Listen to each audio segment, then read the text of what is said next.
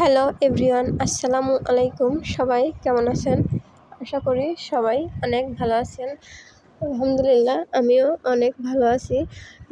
আজকে আবারও আপনাদের সঙ্গে একটি নতুন ব্লগ ভিডিও নিয়ে হাজির হলাম। আশা করি সবাই খুবই ভালো লাগবে। আসলে আমার ভিডিওর মাধ্যমে আপনাদের সামনে তুলে ধরার চেষ্টা করি গ্রামীণ জীবনযাপন কেমন হয় বা গ্রামের মানুষ কী রকম করে জীবনযাপন করে, কী রান্নাবান্না করে, কেমন করে খাওয়া দাওয়া করে, এইগুলোই আপনাদের মাঝে আমি তুলে ধরার চেষ্টা করছি।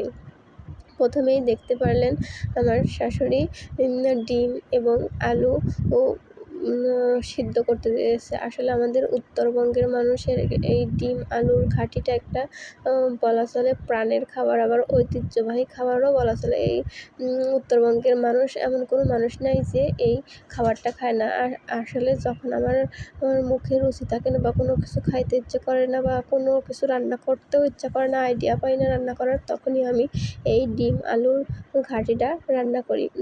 আমার শাশুড়ি ডিম আলুর ঘাঁটির জন্য ডিম সিদ্ধ করে নিয়েছে, আর আমি এদিকে বরবটি ভাজি করব, যার জন্য বরবটিগুলো ভালোভাবে ছোট ছোট করে দেখে, আসলে বরবটির মধ্যে পোকা থাকে, সেজন্য খুবই ধীরে ধীরে বরবটিগুলো কেটে ধুয়ে একদম পরিষ্কার করে নিয়ে এখানে আমি বরবটি ভাজি করার জন্য মরিচটা সুন্দর করে তেল দিয়ে আগে ভেজে নেব। আর এদিকে তো দেখতেই পাচ্ছেন যে এখানে আমরা মাটির চুলায় খড়িতে রান্না করি, আর এখানে মাটির চুলায় রান্না করাটা একটু ঝামেলার বিষয়, কারণ খড়ি দিতে হয়, আবার ওই হাতে রান্নাটাও সামলাতে হয়, একটু ঝামেলার বিষয়, যার কারণে একটু রান্নাটা করতেও দেরি হয়। কিন্তু রান্নাটা মাটির চুলায় রান্না করার পরে রান্নাটা খুবই সুস্বাদু হয়। যারা খেয়েছেন বা যারা রান্না করেন তারাই জানেন আসলে মাটির চুলার রান্নার স্বাদ কতটুকু।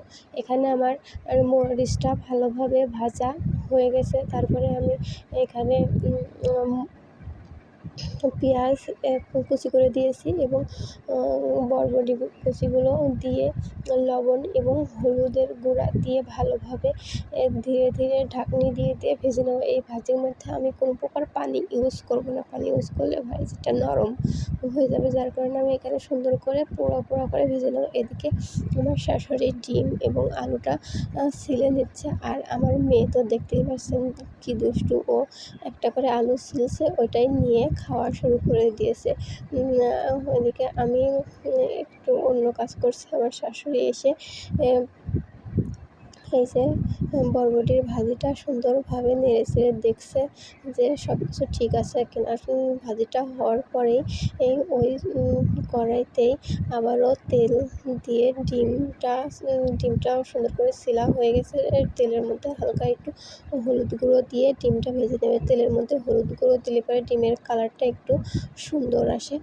তারপরে একটু লবণ ছিটিয়ে দিয়ে ডিমটা সুন্দর করে ভেজে উঠিয়ে নিবে।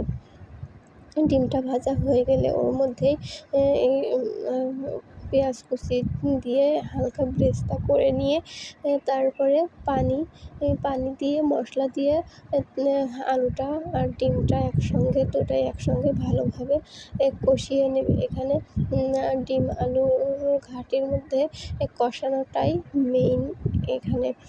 আর পরে এখানে যে একটু পেঁয়াজটা তুলে নিবে, সেটা দিয়ে ভাজনা বানাবে। আসলে রান্নার শেষে অনেকেই আগের দিনের মানুষ দেখেছে যে পেঁয়াজ আর জিরা ভেজে ভালো করে ব্রেস্তা করে নিয়ে ওটা বেটে তরকারির মধ্যে দেয়, যাতে আলাদা ধরনের একটি গন্ধ বের হয়। বিশেষ করে এইটা উত্তর অঞ্চলের মানুষ বেশি করে থাকে, অন্য অঞ্চলের মানুষ করে কিনা জানি না, কিন্তু উত্তর অঞ্চলের মানুষ এই ভাজনাটা খাওয়া পছন্দ করে। এদিকে দেখতেই পাচ্ছেন সুন্দর করে তরকারিটা কষানো, মশলাটা কষিয়ে নিচ্ছে, তারপরে ডিম আলু দিয়ে তরকারিটাও ভালোভাবে কষিয়ে রান্না করবে।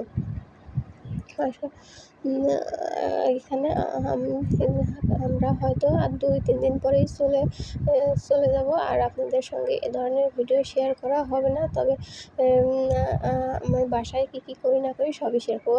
আমার মেয়ে তো পানির জন্য একদমই পাগল। পানি পেলে যে এত খুশি হয় সেটা ভাবার বাইরে। আমি ওইদিকে তরকারিটা দেখলাম আর আমার শাশুড়ি এসে ভাতের চাউলটা ধুয়ে দিয়েছে আর তরকারিটা হয়ে গেছে। লবণ চেক করে দেখলো একটু লবণ কম হয়েছে, যার কারণে আরেকটু লবণ দিয়ে এবার ভাতের পাতিলটা উঠিয়ে দিবে।